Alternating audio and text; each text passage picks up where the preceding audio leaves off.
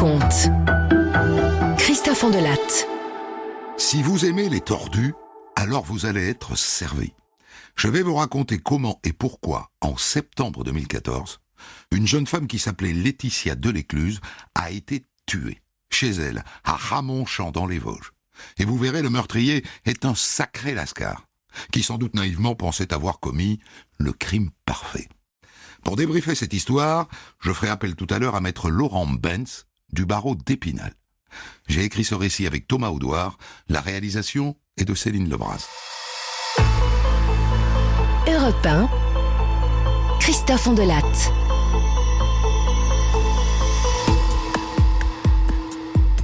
Nous sommes le matin du 4 septembre 2014 à Ramonchamp dans les Vosges. Il est 8h30 du matin et le téléphone sonne chez Karine. Allô, Karine? C'est Daniel, à l'appareil. Dis-moi, Laetitia n'a pas passé la nuit à la maison, et ce matin, je me suis réveillé, elle était toujours pas là. Tu sais où elle est? Elle est chez vous? Ah non? Non, Daniel, non. Laetitia n'a pas dormi à la maison, non? Et tu sais pas où elle est? Vu l'heure qu'il est, elle doit être au travail. C'est plutôt la maison de retraite qu'il faut que t'appelles. En effet, Laetitia, la compagne de Daniel, est auxiliaire de vie dans une maison de retraite, à Saint-Maurice-sur-Moselle. Normalement, elle embauche à 8h. Alors Daniel les appelle. Ah non, monsieur, non. Non, justement, elle qui est si ponctuelle, elle est toujours pas arrivée. Donc, Laetitia, 38 ans, a disparu.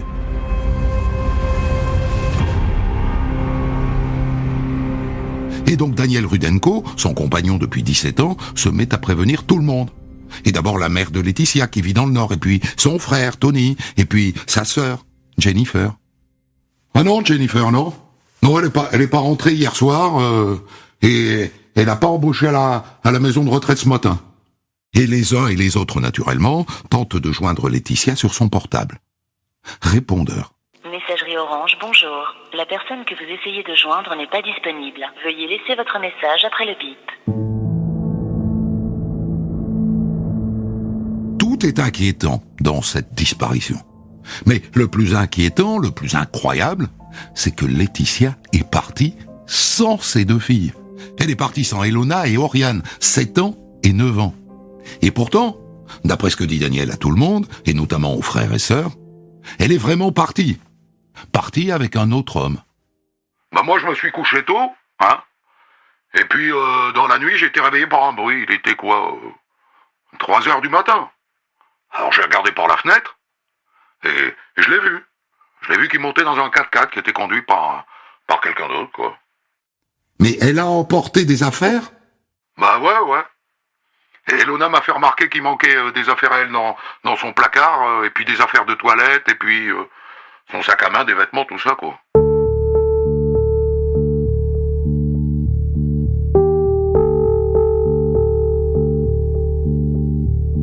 Le scénario, pour vous dire, n'étonne pas grand monde. Le couple bat de l'aile depuis un moment. Laetitia parlait de quitter Daniel et de déménager. Mais une fois de plus, elle ne serait pas partie sans ses filles. C'est impensable. Et elle aurait prévenu son frère et sa sœur, ils sont très proches, très proches. Cette histoire ne tient pas debout.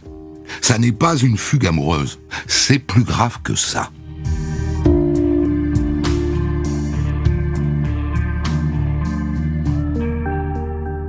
Le jour même, 2 femmes se présentent à la gendarmerie de Tillot.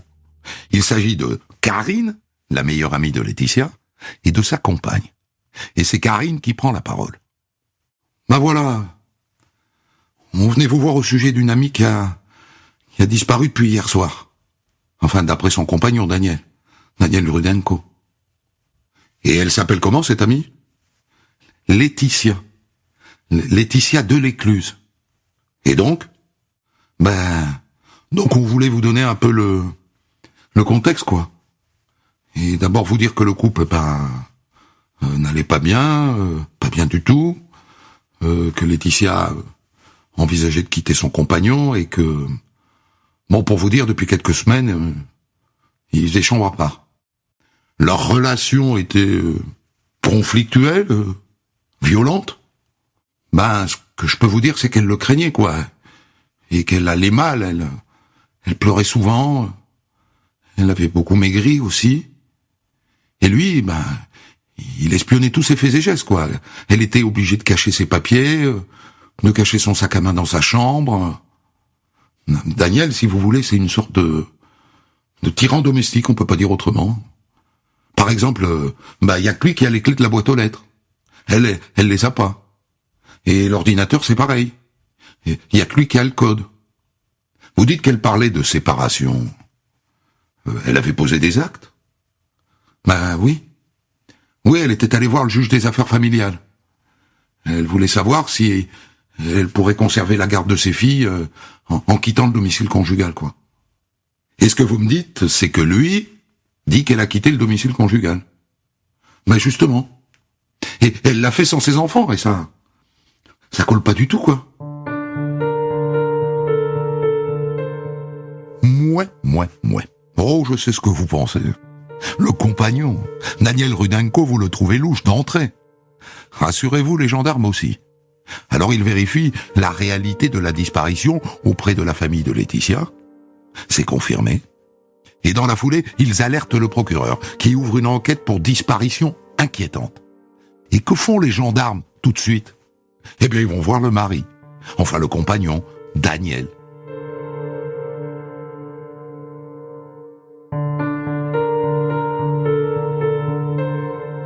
Ils y vont l'après-midi même, à Ramonchamp, toujours dans les Vosges.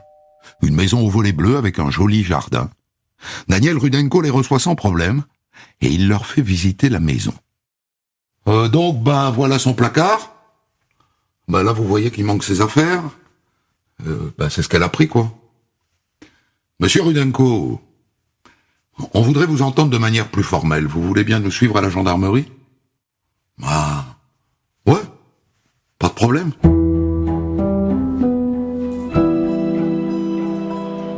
À la gendarmerie, Daniel Rudenko ne se cache pas derrière son petit doigt. Oui, je veux bien reconnaître qu'il y avait des problèmes dans notre couple. Et qu'on n'était pas loin de se séparer. Et c'est vrai que je suis à moitié surpris qu'elle soit partie avec un autre, quoi. Mais quand on lui parle de rapport de domination entre lui et elle... Oh, dis donc, elle est bien bonne, celle-là. Ça serait plutôt l'inverse, hein. Ça serait plutôt elle qui me faisait vivre l'enfer, hein. Quant au fait qu'elle n'a pas emmené ses filles avec elle... vous savez... elle a jamais trop eu la fibre maternelle, hein, Laetitia. Les filles, elle les supportait pas, en vérité. Bon... Elle a un problème psychiatrique, de toute façon, Laetitia.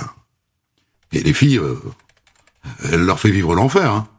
Je l'ai vu leur donner des baffes, des coups de martinet, et souvent, ils ont des bleus, hein. Une fois même, elle a attrapé une des filles par les cheveux, elle l'a traînée, quoi. Alors c'est pour ça, moi, que j'ai arrêté mon travail. J'étais chaudronnier dans une grande boîte de BTP, je gagnais bien, hein. Mais j'étais tout le temps en déplacement, et moi, je voulais garder un œil sur mes filles, quoi. Pour vous dire une fois, j'ai trouvé Laetitia en train de se toucher devant les filles. Devant elle. C'est une folle. Hein. Tenez, le dernier truc qu'elle a fait, c'était... il y a à peine un mois. Hein. Je rentre, les gamines venaient de goûter. On aurait dit qu'elles s'étaient bourrées. Alors je leur ai demandé ce qu'elles avaient fait. Elles m'ont répondu, on a bu de l'eau avec des bulles et elle avait mauvais goût. Elle leur avait saoulé la gueule, quoi. Une dingo, je vous dis. Et là, je les ai emmenés à l'hôpital avec la bouteille en question, quoi. Et dans leurs urines, ils ont trouvé des benzodiazépines. C'est un anxiolytique que je prends. Elle les avait drogués, quoi. Et même, je me suis demandé si elle aurait pas essayé de les tuer, quoi. J'ai les papiers, des analyses. Je pourrais vous les donner. Là, je me dis que peut-être vous avez un doute par rapport à tout à l'heure. Non? Si. Parce que s'il a ce papier, ce rapport d'analyse, c'est peut-être pas lui le salaud. Et là, pour finir de convaincre les gendarmes, Daniel Rudenko sort son téléphone. Tenez, regardez le SMS que m'a envoyé hier soir. Je rentre, je prends quelques affaires et on vient me chercher, débrouille-toi avec les gamines. Et moi je lui ai répondu, tu délires, quoi? Tu te rends compte de ce que tu fais? Aller droguer les filles? Et elle m'a répondu, oui, je suis allé trop loin, pardonne-moi, j'ai pas envie d'aller en prison, je suis désolé. Dis-leur que je les aime très fort malgré tout ce que je leur ai fait. »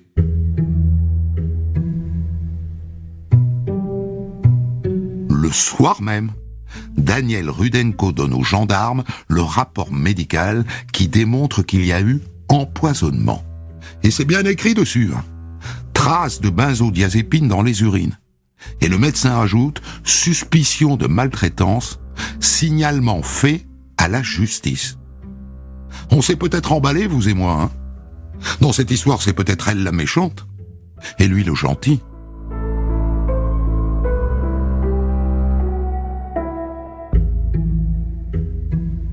Là-dessus, une semaine s'écoule, pendant laquelle certains proches de Laetitia et le personnel de la maison de retraite viennent dire « Mais non, elle est douce, Laetitia, elle est aimante. » Mais d'autres, plutôt du côté de Daniel, racontent que c'est une folle, une maltraitante, une perverse. Pour l'instant, pas facile de les départager.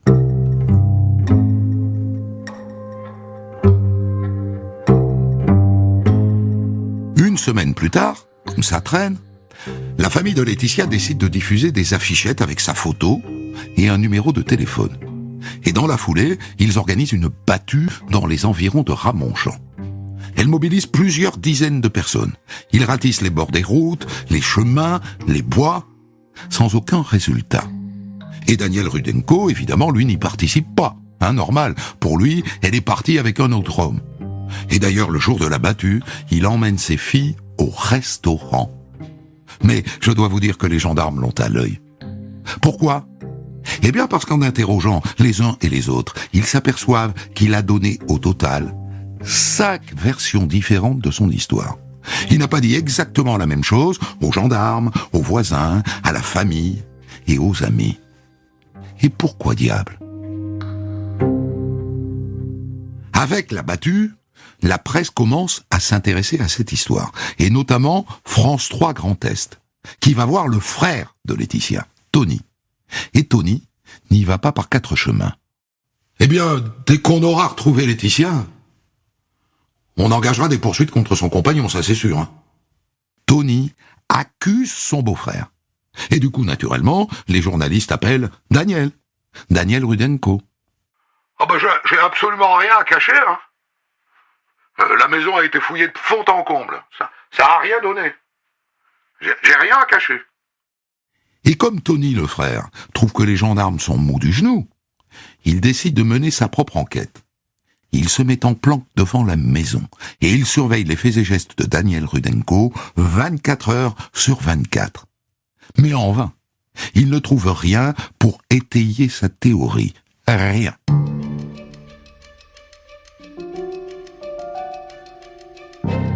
Mais entre-temps, contrairement aux apparences, l'enquête n'est pas du tout au point mort. D'abord, on est passé au stade au-dessus. Une information judiciaire a été ouverte et une juge d'instruction a été désignée. Et c'est une information pour homicide involontaire. C'est intéressant ça, parce que ça veut dire en gros que la piste retenue, c'est que sans doute Daniel Rudenko a frappé Laetitia et qu'elle est morte. Désormais, ce sont donc les gendarmes de la brigade de recherche de Nancy qui mènent l'enquête. Et ça aussi, c'est un indice, la brigade de recherche, leur truc, c'est le crime. La carte bancaire de Laetitia a disparu avec Laetitia. Alors voyons si elle a été utilisée depuis. Eh ben oui, une fois. Le matin du 4 septembre, elle a été utilisée pour un paiement dans une station-service de Saint-Étienne-les-Remiremont, c'est-à-dire à 23 km de Ramonchamp. Les gendarmes foncent à la station essence. Oui, bonjour monsieur. Dites-moi, vous avez des enregistrements vidéo des caméras de la station ? Ah ben oui, bien sûr. On pourrait visionner l'enregistrement du matin du 4 septembre, s'il vous plaît. Oui, suivez-moi. Les gendarmes cherchent pile l'heure du paiement avec la carte bancaire. Voilà. Qui voilà sur les images, d'après vous ? Il suffit de zoomer un peu dans l'image pour voir clairement son visage. Daniel Rudenko, bien sûr. Il a utilisé la carte bancaire de Laetitia plusieurs heures après avoir annoncé sa disparition à ses proches. Il est cuit comme un petit lu. Est-ce que les gendarmes vont l'arrêter tout de suite? Non. Dans ce genre d'enquête, plus on a de biscuits, mieux c'est. Et si on s'intéressait aux SMS, à l'échange de SMS que Rudenko dit avoir eu avec Laetitia le soir de sa disparition? Vous savez, ce SMS dans lequel Laetitia dit qu'elle est allée trop loin avec sa fille, qu'elle regrette, qu'elle lui laisse les enfants. Où était-elle quand elle a envoyé ces SMS? Les gendarmes épluchent les fadettes, les relevés de portable de Laetitia et de Daniel. Ils ont accroché la même borne téléphonique tous les deux, c'est-à-dire la borne qui est la plus proche de chez eux. Vous voyez où je veux en venir? Ces SMS, questions et réponses, est-ce que ça serait pas lui qui les aurait écrits en utilisant le téléphone de Laetitia? Ça commence à sentir le roussi, Daniel.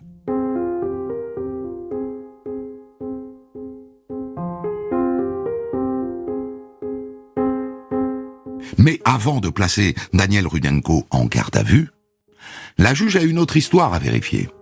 C'est cette histoire d'empoisonnement. C'est la carte maîtresse de la défense de Rudenko. Ça n'est pas moi le salaud, puisque c'est elle qui faisait du mal aux filles. Le juge décide d'interroger elle-même les deux petites filles. Elona qui a 7 ans et Oriane qui en a 9. Dis-moi, Oriane, elle était méchante, maman, avec vous? Mais non. Papa, il dit aux gens que maman nous faisait du mal, mais c'est pas vrai, hein. Elle jouait avec nous, elle nous amenait à la piscine et puis plein d'autres choses. Je sais plus. Par exemple, elle dormait avec moi quand j'avais peur du noir. Tu peux me raconter comment s'est passé l'empoisonnement, Oriane? On était au goûter. Il y avait mon papa, ma sœur et puis moi. Et puis bon, on a bu. Et c'était pas bon et c'était pas normal. Et qui vous a servi, Oriane? C'était papa. Et t'avais mal au ventre? Ah non. Et pourquoi vous êtes allé à l'hôpital alors si vous alliez bien? Mais je sais pas. C'est papa, il a dit qu'il faut aller à l'hôpital.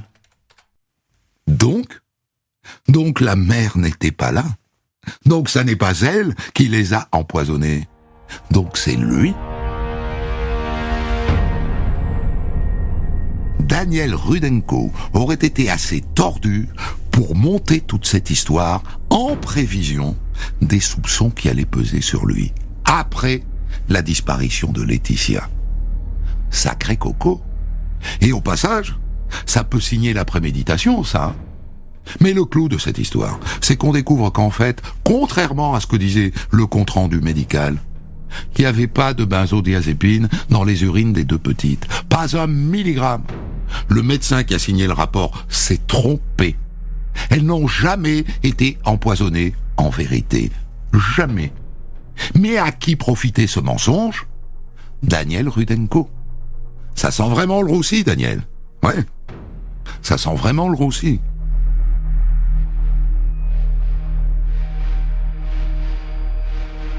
Le 30 septembre 2014, Daniel Rudenko est interpellé à son domicile de Ramonchamp. Bien, monsieur, je vous informe qu'à dater de cet instant, vous êtes placé en garde à vue et nous allons procéder en votre présence à la perquisition de votre maison. Et là, un chien renifleur de cadavres entre en action. Un chien entraîné à renifler la mort. Les gendarmes lui font faire le tour de la maison. Le clébard veut aller à la cave. Quand il le voit descendre l'escalier, Daniel Rudenko devient blanc comme un linge. Et à la cave, ça saute aux narines. Ça pue la mort. Les gendarmes déplacent un meuble.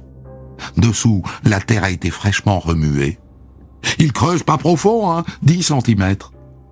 Et ils tombent sur des sacs poubelles. Et ils ouvrent les sacs. Mon Dieu! La pauvre Laetitia. Il l'a découpé en morceaux.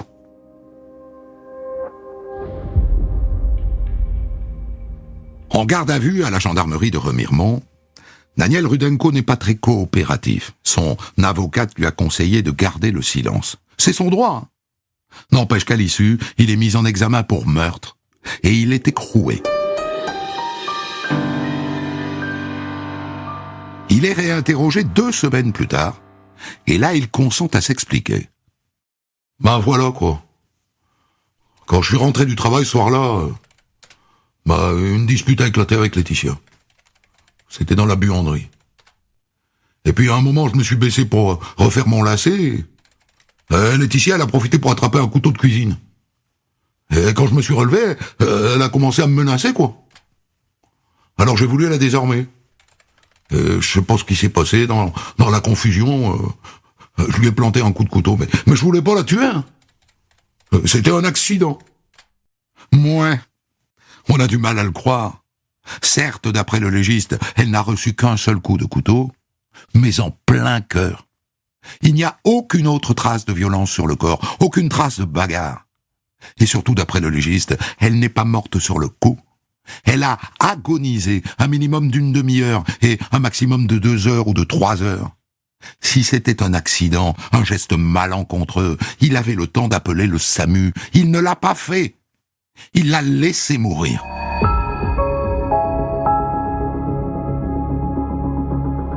L'instruction révèle que le meurtre de Laetitia n'est probablement pas qu'un crime passionnel. Comme souvent, il y a de l'argent là-dessous. Daniel Rudenko ne travaille presque pas. Et donc il ne gagne rien. Le seul revenu du couple provient du salaire de Laetitia, soit 1400 €. Or Daniel dépensait beaucoup plus. Par exemple, il avait acheté un écran plat dernier cri. Et un proche raconte que Laetitia avait dit ce jour-là « Je veux même pas savoir comment il l'a payé ».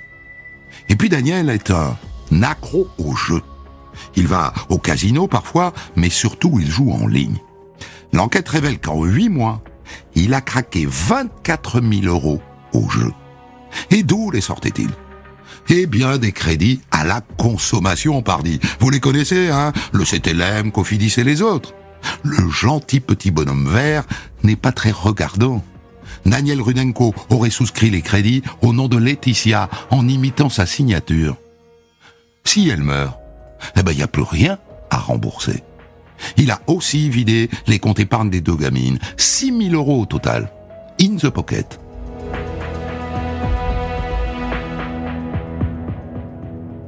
À la fin de l'instruction, en croisant les témoignages des uns et des autres, voilà quel aurait pu être le scénario du meurtre.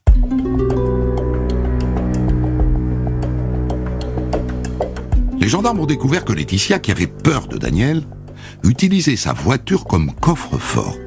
Elle y planquait tout ce qu'elle ne voulait pas qu'il voie, tout ce qu'elle ne voulait pas qu'il sache. Cette nuit-là, Daniel Rudenko a probablement piqué les clés de la voiture de sa femme. Et il est allé fouiller dans la voiture, et il est tombé sur un document, qui est sans doute le déclencheur du meurtre. Un bail signé de la main de Laetitia pour un appartement HLM à 3 km de leur domicile. Elle était sur le point de partir, de le quitter pour de bon. La date d'entrée était fixée au 1er octobre. Et là, il comprend qu'il va tout perdre. Il va perdre sa compagne, ses enfants et le compte en banque. Il est couvert de dettes. Il va se retrouver à la rue. Alors ce qui se passe après, on ne sait pas. Est-ce qu'il va la réveiller ? Est-ce qu'il se dispute ? Est-ce qu'il la tue dans son sommeil ? Lui n'est jamais allé au-delà de son improbable scénario, d'une dispute, d'un accident. Il a mis plusieurs nuits à creuser le trou dans la cave, à la cuillère, semble-t-il, pour ne pas réveiller les filles. Mais la terre était dure. Il n'a pas pu creuser plus de 30 cm. Et c'est pour ça qu'il a découpé le cadavre, pour le faire entrer dans le trou. Le procès s'ouvre le 20 juin 2017 à Épinal. Pour le défendre, Daniel Rudenko a choisi un ténor de la région, maître Gérard Welzer. Quand il entre dans le box, Rudenko a la tête baissée. Pas une fois, il ne croise le regard de la famille de Laetitia.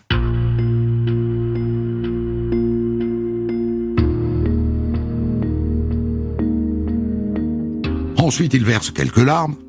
Il consent à reconnaître une partie des faits. Les SMS, par exemple. Oui, c'est lui qui les a rédigés. Et c'est aussi lui qui a inventé la maltraitance de Laetitia envers leur fille. Mais le crime, il s'y tient, c'était un accident. Le seul moment où il consent à lever les yeux, c'est quand Christian, son voisin, vient à la barre. Il le regarde et il lui dit « Je te présente mes excuses, Christian. » C'est plutôt à la famille de l'écluse qu'il aurait dû dire ça. L'un des avocats de la partie civile tente tout de même de lui arracher des explications. Ça fait quel effet, monsieur Rudenko, de découper sa femme, la femme qu'on aime? Et là, Daniel Rudenko garde la tête baissée et il lâche. C'est horrible ce que j'ai fait. En effet, c'est horrible. Mais jusqu'au bout, il maintient que le coup de poignard dans le cœur était un accident. Et ensuite, il n'a fait que dissimuler cet accident. Mais au matin du dernier jour, sous le feu des questions de la présidente, il lâche enfin. De toute façon, c'est moi le coupable. Au terme de 4 jours d'audience, Daniel Rudenko est reconnu coupable du meurtre de Laetitia. Du meurtre, pas de l'assassinat. Les jurés n'ont pas retenu la préméditation. Et il est condamné à 20 années de réclusion criminelle, assortie d'une peine de sûreté de 11 ans. Il est accoudé dans le box. Il ne bronche pas. Pendant quelques mois, les 2 filles du couple sont placées chez leur oncle Tony.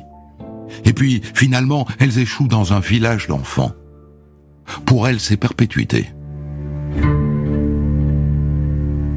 Voilà pour cette histoire terrible que je vais débriefer maintenant avec vous, maître Laurent Benz du barreau d'Épinal. Vous étiez dans ce dossier avocat de la partie civile, vous défendiez les parents de Laetitia, son frère et sa sœur, c'est ça, hein? Oui, tout à fait. Les filles, 2 mots là-dessus quand même, parce que on est bouleversé par ce qui leur arrive. Leur mère a été assassinée, leur père est l'assassin, et elles finissent dans une maison d'enfants. Oui, ça a été même pire que ça, parce que au cœur de la stratégie de Rudenko, il y a eu l'utilisation, l'instrumentalisation de ces filles, puisque il les a utilisées avec l'histoire des SMS. Il les a utilisées en dissimulant les affaires de toilette, la brosse à cheveux de leur mère, et en faisant remarquer aux filles que leur mère avait disparu, qu'elle avait emporté ses affaires. En fait, il a eu ce cynisme. Moi, c'est ce qui m'a vraiment marqué dans ce dossier, c'est que jusqu'au bout, après avoir tué leur mère, après l'avoir enterrée dans la cave, les gamines dormaient un étage au-dessus. Hein. Ouais. Tout ça, ça se passe au même endroit. Après avoir mis le couteau avec lequel il a tué sa compagne au lave-vaisselle, le lendemain matin, au petit déjeuner, circulait, il n'y a rien à voir. Donc, il a utilisé ces filles auxquelles il avait enlevé leur mère dans sa stratégie de défense après le meurtre. Ça, c'est la première chose. Ensuite, bien sûr, on a eu des expertises psychologiques sur ces enfants qui ont été évidemment lourdement traumatisés, non pas par la maltraitance, parce qu'il n'y avait pas de maltraitance de la mère, ça a été établi par l'enquête, mais par le fait d'avoir, bien sûr, perdu leur mère dans des conditions aussi tragiques, et d'avoir été utilisés, le psychologue est très clair, d'avoir été utilisés par leur père, d'avoir été amenés à dire des choses qui étaient fausses, d'avoir été amenés à jouer un rôle dans la stratégie de défense du père. Ça, c'est pour moi ce qui a été le plus marquant. Et ces gamines-là ont effectivement été prises en charge par la famille de Laetitia, notamment par le frère, qui à un moment donné a dû baisser les bras parce qu'elles avaient des troubles du comportement extrêmement lourds, et que même avec les éducateurs, ils n'y arrivaient plus. Donc ces enfants ont été déclarés pupilles de l'État. Il faut savoir que Rudenko... Ils sont à la DAS, comme on disait autrefois, hein. C'est ça? Oui, c'est ça. Mais ce qui est important de comprendre, c'est que la Cour d'assises, non seulement a condamné Rudenko à 20 ans de réclusion criminelle et 11 ans de sûreté, mais l'a déchu de son autorité parentale pour éviter que la manipulation continue. Il faut savoir que pendant l'instruction, il n'a pas cessé d'essayer de contacter ces filles, y compris en fraude des interdictions du juge d'instruction. Alors justement, le quantum de la peine, 20 ans, il encourait 30. En vérité, si on avait retenu la préméditation, et moi je suis étonné qu'on l'ait pas retenu, parce que l'histoire de l'empoisonnement, ça pose un peu la préméditation. Il encourait perpète. Il s'en sort pas mal, non ? Alors oui et non.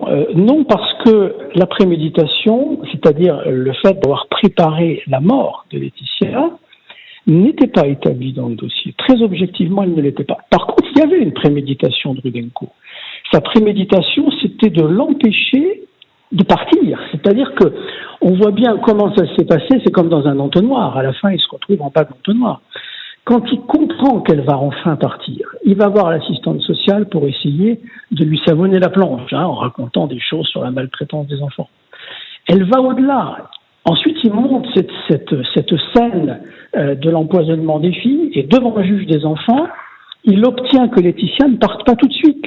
Il y a quelque chose de terrible dans le dossier, c'est qu'il y a un juge des enfants qui a fait son boulot, je ne critique pas, mais qui dit à un moment donné à Laetitia, vous vous rendez compte, il y a une suspicion d'empoisonnement, de maltraitance, vous ne pouvez pas partir comme ça tant que vous n'êtes pas passé devant les affaires familiales, le juge des affaires familiales. Donc restez encore là. Et là, Rudenko découvre qu'il y a un bail qui est signé et qu'elle va partir.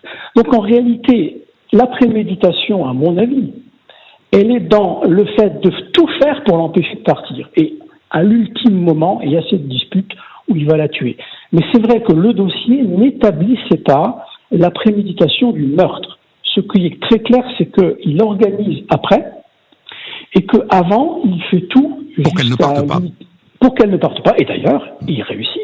Et d'ailleurs, il l'enterre à la maison. C'est-à-dire ce qui est symboliquement incroyable, parce que si vraiment il l'avait prémédité, y compris dans la gestion du cadavre, on aurait tout à fait pu, dans l'idée d'une fugue, penser qu'il allait se débarrasser du cadavre ailleurs. Mais pas du tout.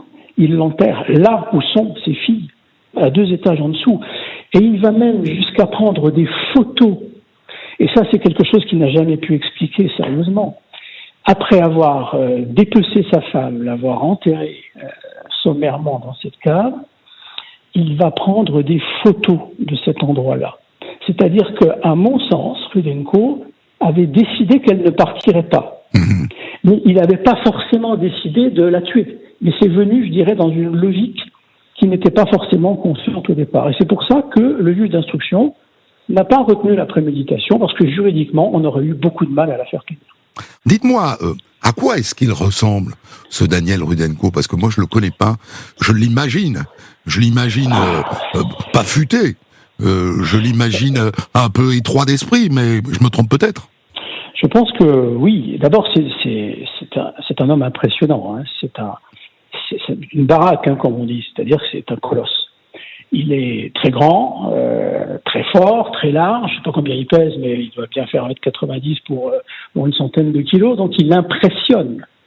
Et il impressionne d'abord par son physique, c'est clair, et surtout quand on voit les photos de Laetitia à côté, c'était un petit brin de femme. Il impressionne. On imagine aussi les enfants à côté de cet homme-là, qu'il impose par sa puissance, il impose par sa voix, et surtout il impose par quelque part, il trouve son monde, parce qu'il a un milieu effectivement modeste, il s'exprime avec une certaine simplicité. Il paraît comme ça un peu peut-être limité, mais en réalité, c'est quelqu'un qui raisonne et qui a quand même réussi à mener les enquêteurs par le bout du nez pendant 1 mois. Les enquêteurs, alors bien sûr, ils n'ont pas été dupes tout de suite, et quelque part, ils ont compris qu'il y avait un soupçon, mais ils entrent quand même dans la logique de Rudenko au départ, puisqu'il est capable de les convaincre que c'est une fugue. Et la preuve en est, c'est que quand les enquêteurs fouillent devant lui une première fois à la maison, ils prennent un chien pisteur, c'est-à-dire un chien qui recherche les gens vivants. Ça veut dire que dans l'esprit des gendarmes, c'était quand même avant tout une disparition volontaire, ou en tout cas une fugue. Il les trompe. Et c'est seulement quand les gendarmes, avec les indices que vous avez évoqués tout à l'heure dans votre récit, que effectivement ça se resserre autour de lui, et là ils prennent un chien qui lui est spécialisé dans la détection des cadavres. Et c'est comme ça qu'on trouve le corps de Laetitia. Mais son moteur... Son petit moteur, moi j'ai une piste à vous suggérer. Je cherchais à le qualifier. Est-ce que ça serait pas tout simplement ce qu'on appelle un pervers narcissique ? Un type qui fait tout tourner autour de lui. C'est lui qui décide, c'est lui qui a les codes de l'ordinateur, c'est lui qui a la clé de la boîte aux lettres, c'est lui qui décide quand on part, quand on reste et qu'est-ce qu'on fait à la maison. Oui, c'est un tyran domestique plus qu'un pervers. Il est pervers dans sa façon de manipuler. Ça, c'est sûr qu'il y a un élément pervers. Il manipule ses propres filles dans sa stratégie. C'est donc quelqu'un qui est plus intelligent qu'il n'y paraît. Et ça, c'est sa force, parce qu'il paraît comme ça être un colosse un peu brut de décoffrage et pas très intelligent. En réalité, il l'est beaucoup plus qu'il ne le montre et c'est sa force. Mais son véritable moteur, c'est effectivement de garder Laetitia sous sa coupe comme un tyran domestique. Elle est sa chose. Elle ne doit pas partir et il fera tout pour la garder. Et dans son idée, le prix à payer, c'est de montrer que cette femme était une mauvaise mère, une maltraitante, une mère violente, une mère qui empoisonne ses enfants. Il était prêt à sacrifier, à briser l'image de la mère dans l'esprit de ses enfants. Et ça, voyez-vous, c'est son moteur. Il y a une petite composante d'argent dans cette histoire, quand même. Oui, il y a une composante d'argent parce que la mésentente du couple, elle est à l'origine. Elle est due à la situation financière catastrophique du couple. Au départ, Rudenko n'est pas un mauvais type quand ils se mettent ensemble. Et c'est quelqu'un qui a l'air travailleur. Et puis, très vite, il commence à ne plus travailler. Il s'adonne au jeu. Il perd évidemment de l'argent au jeu. Et il endette le couple en faisant des faux crédits, c'est-à-dire des crédits où il limite la signature de Laetitia, qui a un salaire, qui est une brave femme qui travaille dans une maison de retraite. Et donc, elle va d'ailleurs déposer plainte pour ces faux crédits, et ces crédits où on a imité sa signature. Donc, le moteur de Rudenko, c'est effectivement l'oisiveté et l'argent, mais un argent qui va chercher et qui va perdre au jeu. Il va même utiliser à un moment donné les livrets d'épargne des enfants pour combler les trous dans le budget familial. Et ça, Laetitia, c'est ce qu'elle ne supportera pas et c'est ce qui va déclencher sa décision d'échapper à ce tyran domestique. Maître Laurent Benz du barreau d'Épinal, je vous remercie infiniment d'être revenu sur cette affaire que, semble-t-il, vous n'avez pas du tout oubliée, dont vous conservez tous les détails. Ça me fascine toujours, ça, chez les avocats qui traitent des dossiers comme ça, surtout en partie civile, des dizaines de dossiers par an, mais qui, néanmoins, se souviennent des détails. Il faut dire qu'ils y travaillent pendant des semaines et des semaines. Des centaines d'histoires disponibles sur vos plateformes d'écoute et sur europe1.fr.